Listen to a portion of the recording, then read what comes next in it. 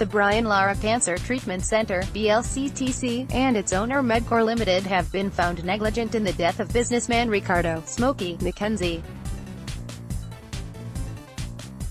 Delivering a 35-page judgment in the Port of Spain High Court yesterday afternoon, Justice Mira Dean-Armorer ruled that McKenzie's death was caused by a radiation overdose during his treatment at the center in 2009. She noted that while McKenzie's doctors suggested that he had 5 years to live when he was first diagnosed, he only survived for 18 months because of the center's negligent treatment.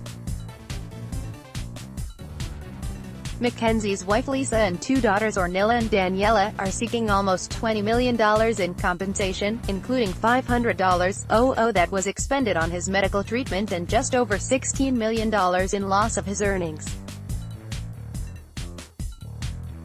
However, Dean-Armorer did not address the issue in her judgment, as she called on attorneys for both parties to present further submissions on the pain and suffering experienced by McKenzie and his family. The submissions are expected to be filed next month, with Dean-Armorer giving her decision on the issue on July 31st. McKenzie's family was in court for the hearing and were heard crying and seen consoling each other as Dean-Armorer read her judgment. In a telephone interview yesterday evening, Lisa McKenzie said her family was happy they had finally received justice over his death. "I am happy we got justice because we always knew deep down that it was over radiation that caused Ricardo's death," she said. However, she said they were disappointed that Dean-Armorer deferred her assessment of compensation. "It was bittersweet. It has been so long and we waited 6 years," she said. In her judgment, Dean-Armorer noted that BLCTC admitted that its linear accelerator was miscalibrated during the period of McKenzie's treatment. She also pointed out that while testifying at the trial, its former clinical director, Dr. Peter Bovell, admitted the center did not have a senior physicist to operate the machine and it relied on a junior employee who was not certified to do so. She said, "In the context of this claim, a medical facility, which offers treatment by powerful and potentially dangerous machines, has a duty to their patients to provide adequately qualified staff to ensure the proper functioning of the machine." Approximately 200 patients were affected by the miscalibration, with the center settling claims with most except McKenzie's and a handful of others, who were awaiting Dean-Armorer's decision to continue their lawsuits. In analyzing the evidence, Dean-Armorer compared the expert evidence presented by the center and McKenzie's family, who each called 3 foreign medical experts to testify.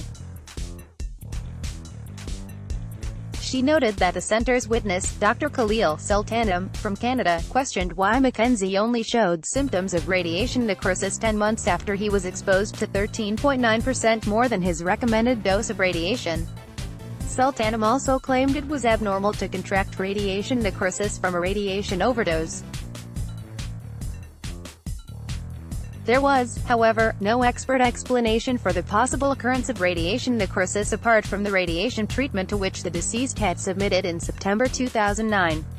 Dean-Armorer said, "In deciding whether radiation necrosis was the main cause of McKenzie's death, Dean-Armorer analyzed the evidence of United States, U.S. neurosurgeon Dr. Roberto Heroes, of Jackson Memorial Hospital in Miami, who treated McKenzie before his death in December 2010.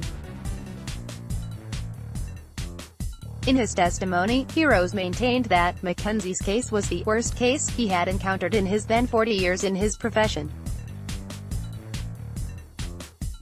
McKenzie's family was represented by Terence Barad and Andre LeBlanc, while Lydia Mendonca, Ravi Nanga and Neil Bisnoth represented the center and Medcorp. About the case, Ricardo "Smokey" McKenzie, 55, who co-owned the popular Smokey and Bunty bar in St. James, was diagnosed with brain cancer in 2009. He received external beam radiation therapy at the BLCTC for 6 weeks in September that year. In June 2010, McKenzie underwent an operation for swelling in his brain. He was then taken to the Jackson Memorial Hospital in Miami, Florida, for further treatment before he eventually died, later that year. In addition to claiming that the center was negligent over the miscalibration, McKenzie's wife contended that the center failed to take reasonable steps to notify them of it and that an overdose of radiation may have occurred. After McKenzie's death, the center offered the family $10,000 to assist with his medical bills. While she is seeking almost $20 million in compensation, McKenzie's wife admitted during the trial that after his death she left her job and took over his role in the business.